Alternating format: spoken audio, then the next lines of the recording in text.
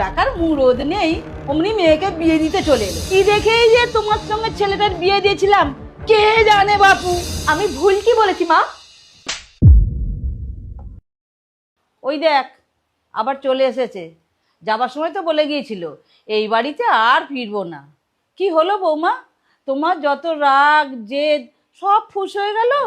তোমার বাবা মা বোধহয় থাকতে দিল না?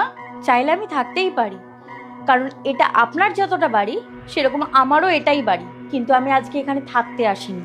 থাকতে আসুনি মানে? দেখ আবার কি নতুন নাটক শুরু করেছে।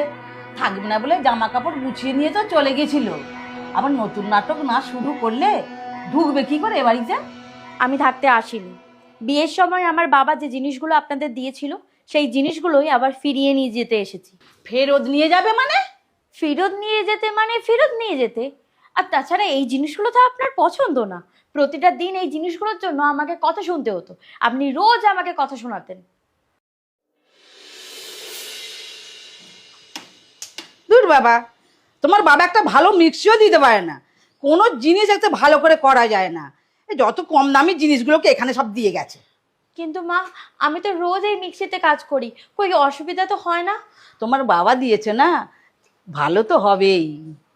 কিন্তু মা সত্যিই তো এই মেশিনটা ঠিক আছে। আমি তো কিছুক্ষণ আগেই আদা রসুন পেস্ট করলাম মাংসের জন্য। তুমি কি মনে করো আমি মিথ্যে কথা বলছি? তুমি জোর করে একটা খারাপ জিনিসকে ভালো প্রমাণ করার চেষ্টা করছো। তার থেকে বলো তোমার বাবাকে একটা ভালো মিক্সচার মেশিন কিনে দিয়ে যায় যেন। 2 টাকার মুরদ নেই অমনি মেয়েকে বিয়ে দিতে চলে এলো।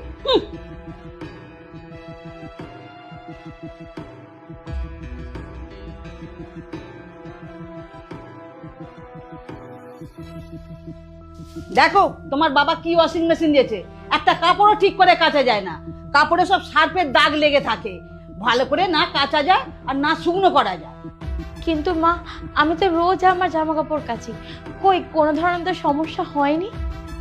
বললেই শুধু মুখে মুখে তর্ক। অজুহাত দিলে কি তোমার বাবার কম দামি জিনিসগুলো তো ঢেকে যাবে?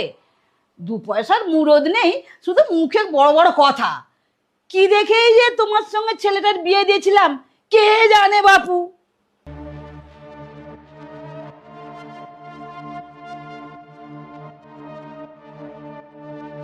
এ কি মা, তুমি নিচে বসে খাচ্ছ কেন? নিচে বসে খাবো না তো কি করব? এমন একটা সোফা দিয়েছে তো শ্বশুর, তাতে ভালোভাবে বসা যায় না। বসলে আমার কোমরের 12টা একেবারে বেজে যায়। আর কিছুক্ষণ যদি বসি না, বসে আর আমি সোজা হয়ে দাঁড়াতে পারি না। কিন্তু মা, সোফা তো এরকমই হয়, প্রত্যেকটা বাড়িতে তো এরকমই সোফা আছে। দেখেছিস কিরকম মুখে মুখে তর্ক করে? আচ্ছা বৌমা, তোমার বাবা কি একটা ভালো